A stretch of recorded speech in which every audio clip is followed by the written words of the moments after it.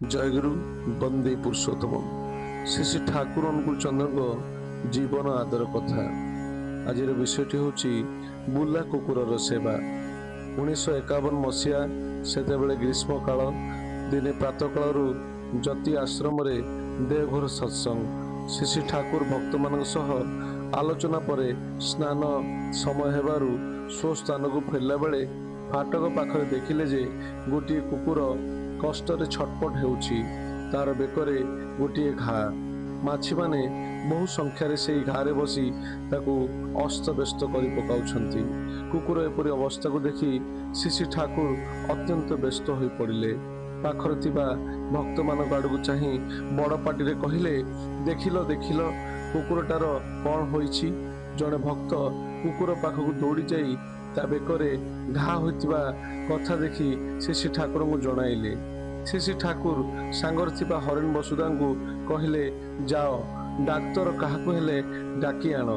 Haren Das cycle ନେଇ ଦେଓଘର ସହରରୁ ପଶୁ ଡାକ୍ତର ଖୋଜି ଆଣିବାକୁ ଗଲେ। ଶ୍ରୀ ଶ୍ରୀ ଠାକୁର ଯେଉଁଠି ଥିଲେ ସେଇଠି ଠିଆ ହୋଇ ରହିଲେ। ସ୍ନାନ ଆଉ ଭୋଗର ସମୟ ଗଡ଼ିଗଲାଣି, କିନ୍ତୁ ଶ୍ରୀ ଶ୍ରୀ ଠାକୁର ହଲିବାକୁ ନାରାଜ। ଭକ୍ତମାନେ ମଧ୍ୟ ଶ୍ରୀ ଶ୍ରୀ ଠାକୁରଙ୍କୁ ଛାଡ଼ି ଯାଇପାରୁନାହାନ୍ତି। ଜଣେ ଭକ୍ତ ନିବେଦନ କଲେ, ଆପଣ ଚାଲନ୍ତୁ, ଡାକ୍ତର ଆସି କୁକୁରକୁ ଦେଖି ସବୁ ବ୍ୟବସ୍ଥା କରିବେ। ଆପଣ ଠିଆ ହୋଇ ରହିଲେ କ'ଣ ହେବ? କେତେବେଳେ ପର୍ଯ୍ୟନ୍ତ ଏମିତି ଠିଆ ହୋଇ ରହିବେ?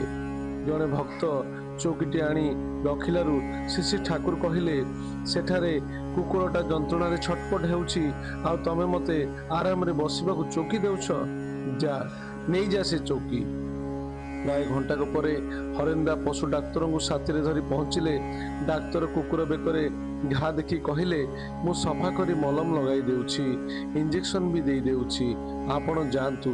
ଡାକ୍ତରଙ୍କ କଥା ଶୁଣି ଶ୍ରୀ ଶ୍ରୀ ଠାକୁରଙ୍କ ମୁହଁ ଶାନ୍ତ ଦିଶିଲା। ସେ ଧୀରେ ଧୀରେ ନିଜ ଘର ଆଡ଼କୁ ଗଲେ। 7 ମେ 2019। ଜୟଗୁରୁ ବନ୍ଦେ ପୁରୁଷୋତ୍ତମ।